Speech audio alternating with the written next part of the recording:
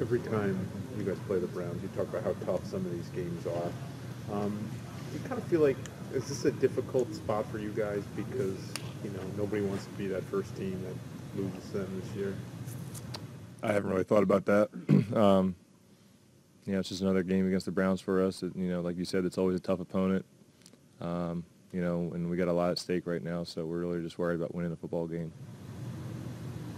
How much of a benefit has Alex Collins been to you guys, and do you sometimes kind of marvel at the fact that he fell sort of right into the lap of you guys after getting released by Seattle?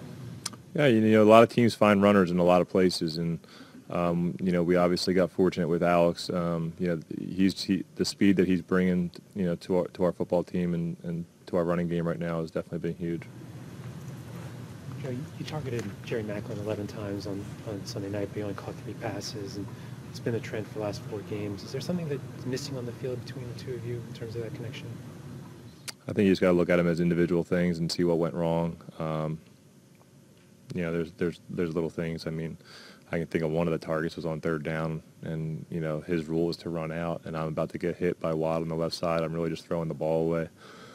So you have to look at every one of those as its own entity and see what the reason for it was. There's definitely some things we can work on, but I wouldn't overreact to it. The second to last series, the 3 and out, where Alex touched the ball once, he threw twice. Was there a circumstance where you decided to change the play at the line of scrimmage there? Nope. Joe, tough loss to take in Pittsburgh, but you guys still control your own fate. And as you had to look at these last 3 games, I know you take them one at a time, but is this where you'd like to be at this juncture in the season? Getting better and, like I said, controlling your own fate. Yeah, I mean, obviously you can be in better situations, but we definitely are fortunate and are very hungry and feel very good about where we are. Obviously, like I said, it could be better for us at this point, but, we're excited about the opportunity.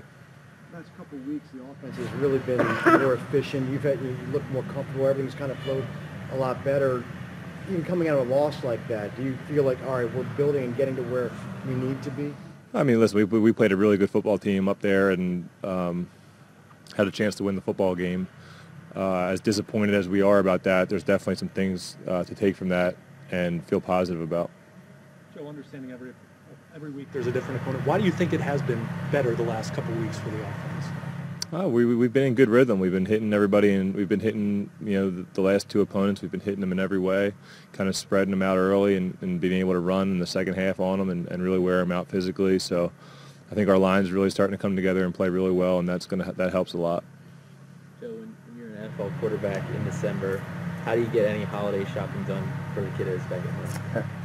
That's why I have a wife. I'm not very good at that stuff anyway. So, you got to give a lot of credit to her and what she does at home and taking care of all that and beyond. So. I know you want to avoid 3rd and long situations, but is there anything else that you guys can do to be more effective in 3rd down conversions? Well, hey, I mean, when you look at the other night, we barely had any 3rd downs till late in the game.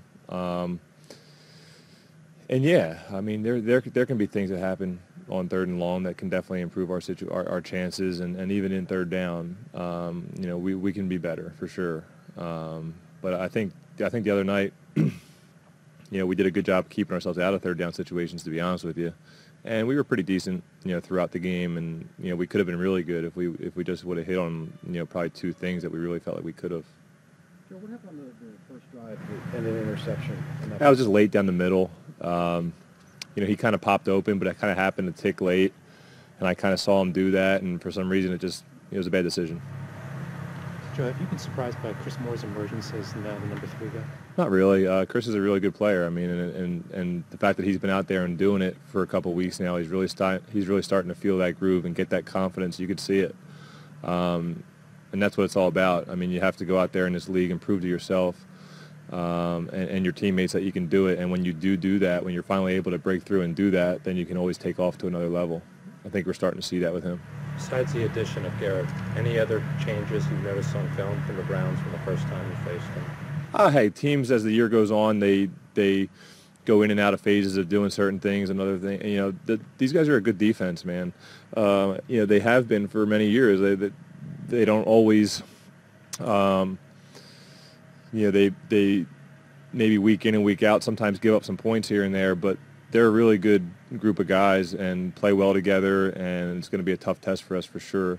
I think their defensive coordinator does some specific things and has those guys playing really well. So, when you saw them draft Myles Garrett #1 overall in April, was there any part of you that was like, oh boy, you know, we're gonna have to deal with this guy? Hey, I mean, yeah, we play them twice a year, so it's a little bit different. But you know, these days, pretty much every team has, you know, a guy that they want to do similar things with, you know, out on the end like that. So I'm sure as he kind of gets more games under his belt here late in the season, you know, he'll be a test for many years to come. You know, you don't really think too much about it as a quarterback, to be honest with you, just because, like I said, every team has those guys that at some point you have to worry about. Joe, apologize if you already got asked about Alex Collins, but you know, when you have a play like the other night, I mean, when he takes that swing pass and you know, makes it into a 37-yard play down the sideline, I mean, do you almost become a fan for a couple of seconds, just enjoying watching him run that way? I mean, is it fun for you? Well, it's interesting. I mean, yeah, I mean, maybe not on that play necessarily. I mean, I don't really know what happened on that play. I mean, that he might have just got a little lucky there, but he kept his head down, and the one thing he didn't do was run out of bounds. You know, the time you become a fan is when you're handing the ball off and he's running the ball inside and setting things up and being patient and hitting the hole really hard. You know, like I said, that one play was a little bit of a weird circumstance, but when you hand the ball off to him and you get to watch him run a little bit, you know, he's an impressive young man, and we're definitely happy to have him around here. Joe, I don't know if there's something the Steelers did against the tight ends, but how important is it to get those guys involved on Sunday? Well, it's important. I mean, it's important to get Ben involved. I don't know how many snaps he had. Our other tight ends, you got to realize, I mean, they're carrying a big time load in the run game, and you know, getting them a pass here and there, it will definitely help us out. But you know, it's obviously not the priority. But getting Ben involved will definitely be huge for our offense. You can see what happens when he gets going a little bit. So it'd be nice to get that, you know, make that happen.